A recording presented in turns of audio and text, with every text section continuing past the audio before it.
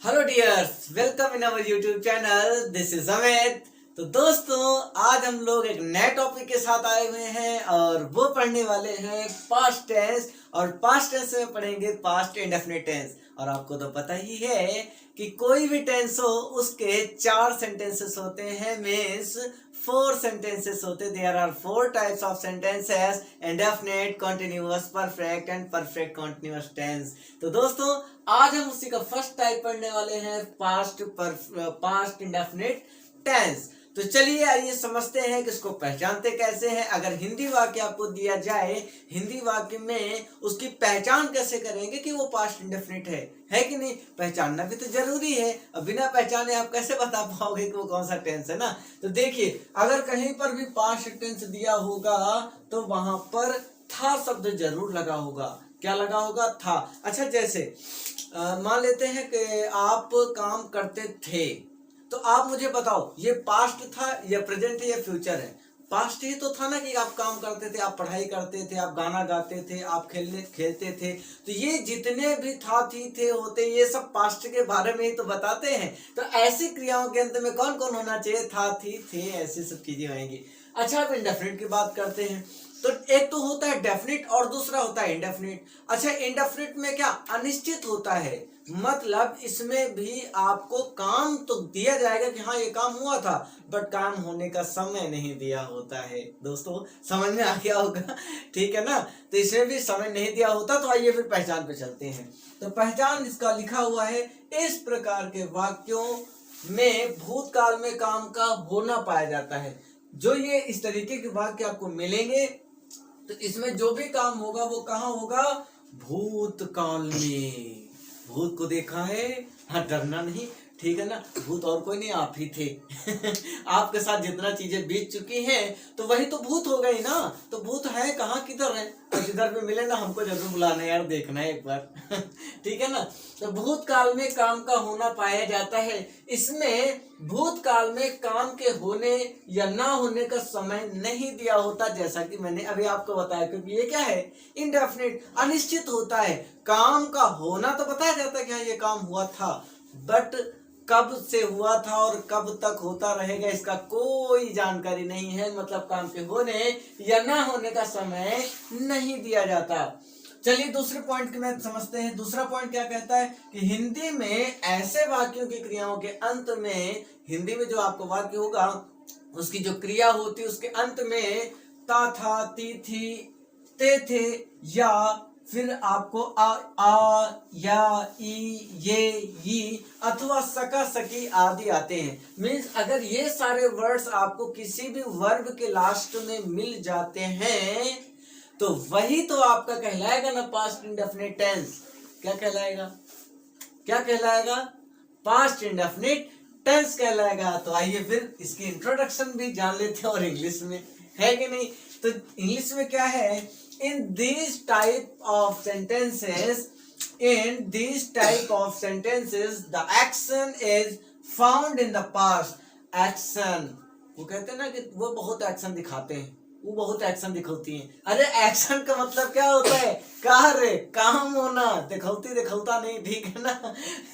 तो in this type of sentences the action is found in the past tense, यानी past tense में अगर उसका एक्शन दिखाया जा रहा है, काम का होना दिखाया जा रहा है, तो in this the time of the work being done or not, मतलब इसमें जो काम होता है वो या तो होता है या फिर नहीं भी होता है। तो इन the past is not given, तो पास्ट टेंस में उसका टाइम नहीं दिया जाता कि वो काम हुआ है या फिर नहीं हुआ है कि नहीं? यही तो मैंने आपको हिंदी में ऊपर बताया था, उसी का केवल इंग्लिश कन्वर्जन है ना। इसमें किसी काम के होने या ना होने की सूचना तो मिलती है, बट उसका टाइम नहीं दिया होता है कि कब से वो काम नहीं हो रहा है या कब से वो काम हो रहा है, और कब तक वो होता रहेगा ये कोई बात आपको नहीं बताई जाती है ना।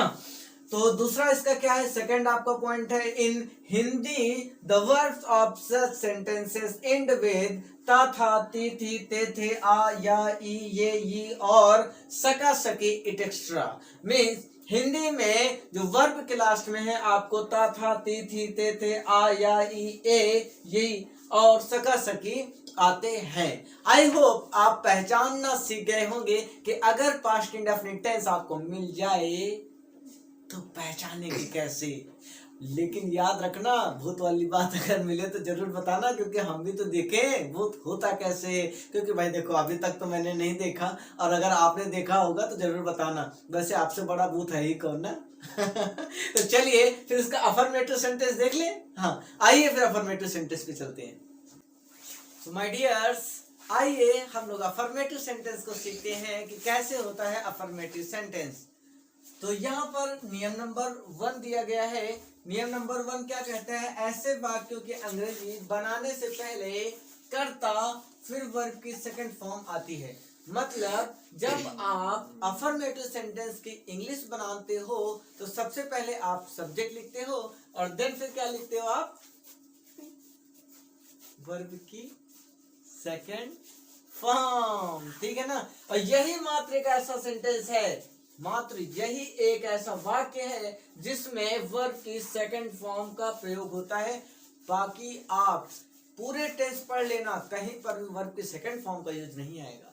तो याद रखिएगा कि जो आपका पास्ट इंडेफिनिट है, पास्ट इंडेफिनिट का अफर्मेटिव सेंटेंस ही मात्र एक ऐसा वाक्य है, ऐसा टेंस है जो कि वर्ब की सेकंड फॉर्म अडॉप्ट करता है, और बाकी और टेंस में कहीं पर भी वर्ब की सेकंड फॉर्म नहीं आती है। ठीक है?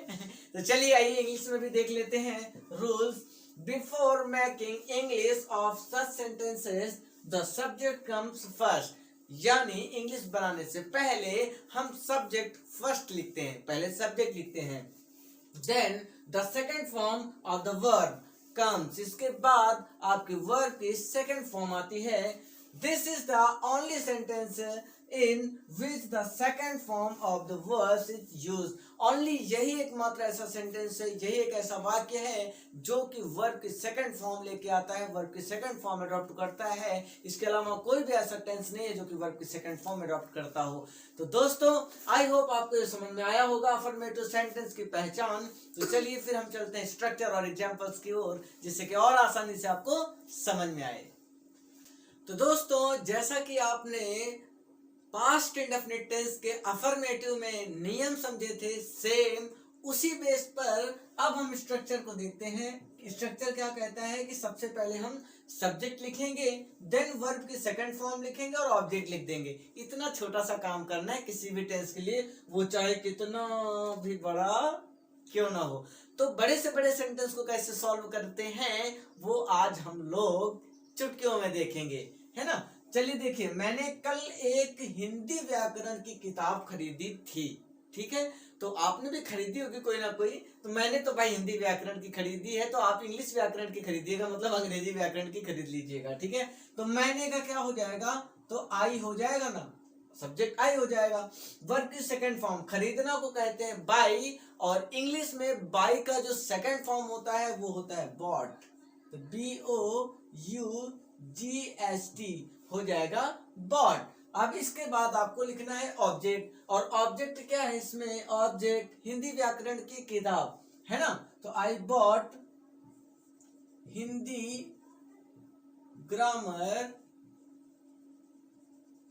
ग्रामर बुक लिख सकते हैं, है ना? हिंदी ग्रामर की बुक हमने खरीदी हुई है। और कब से? और देखिए यहाँ पर एक चीज और लिखा हुआ था, एक हिंदी व्याकरण की किताब, तो यहाँ पर bought a Hindi grammar book हम लिख सकते हैं। देन क्या बचा?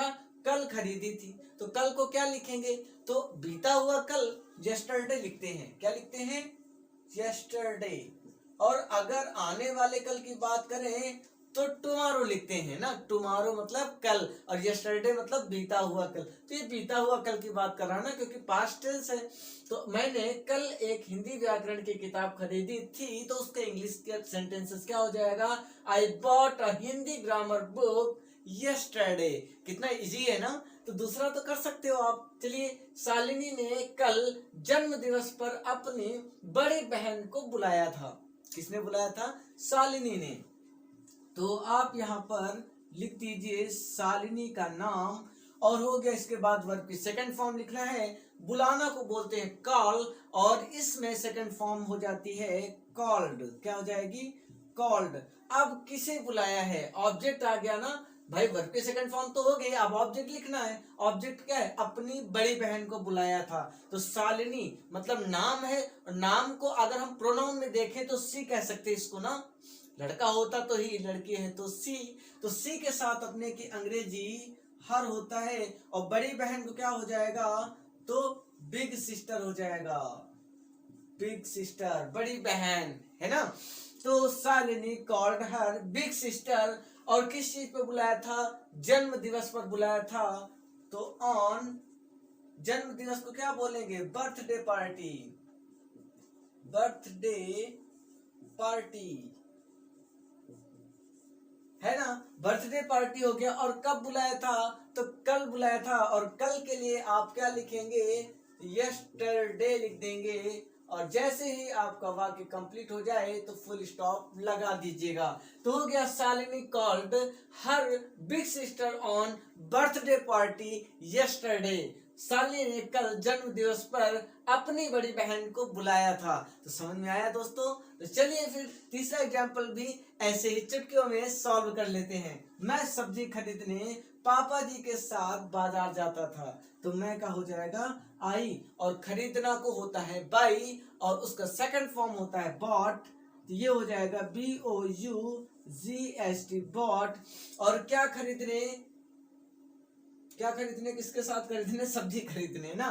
तो देखिए वर्ब के सेकंड फॉर्म हो गया। अब इसके बाद आता है ऑब्जेक्ट, और ऑब्जेक्ट क्या है, सब्जी है ना भाई, खरीदना हो गया बॉट, और क्या खरीदने, सब्जी। तो वेजिटेबल हो जाएगा आई bought the vegetable, VEGETABLE table है ना, TABLE वेजिटेबल। और किसके साथ, वो सॉरी पहले तो आप लिख लीजिए आई बॉट द वेजिटेबल है ना, आपने सब्जी खरीद ली है ना। और कहाँ खरीदा, वेजिटेबल टू मार्केट, कहां से खरीदा टू मार्केट। और किसके साथ गए हुए थे, तो विद पापा जी के साथ। तो विद हो जाएगा father.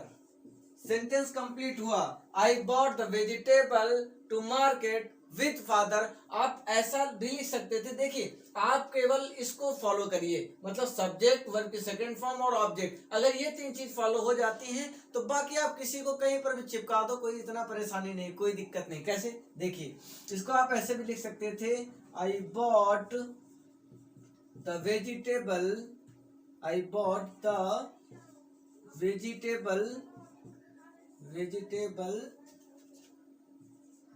with father to market। मतलब मैं सब्जी खरीदने गया किसके साथ, पिताजी के साथ। और कहाँ गया, तो टू मार्केट। आप ऐसा भी लिख सकते थे, ये भी गलत नहीं था। तो आप अकॉर्डिंग टू स्ट्रक्चर चलिए, मीन्स अगर आपका स्ट्रक्चर सही है, आप सब्जेक्ट, वर्ब और ऑब्जेक्ट तीनों को 1 by 1 सीक्वेंस में फिट कर देते हो, तो बाकी बचे हुए वर्ड्स आप पीछे आसानी से लिख सकते हो, जो कि पढ़ने में आपको अच्छे लगे और समझ में भी आपको आए।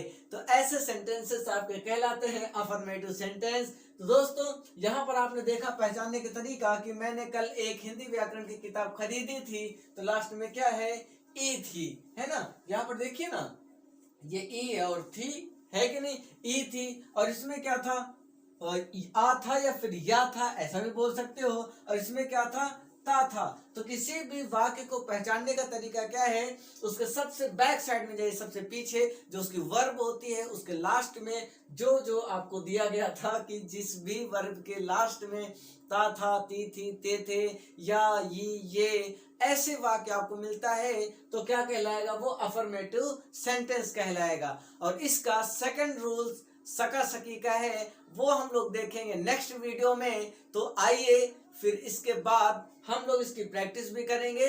तो इसके जितने भी आपके पिछले वीडियोज हैं आपके डिस्क्रिप्शन बॉक्स में है, तो जाके उन्हें भी चेक करें और उनको पहले आप देखें, इसके बाद उनको नोट्स बनाएं, देन आपको ये सारी चीजें समझ में आएंगी। तो दोस्तों चलिए फिर हम लोग विदा लेते हैं और मिलते हैं नेक्स्ट वीडियो में। तब तक के लिए जय हिंद।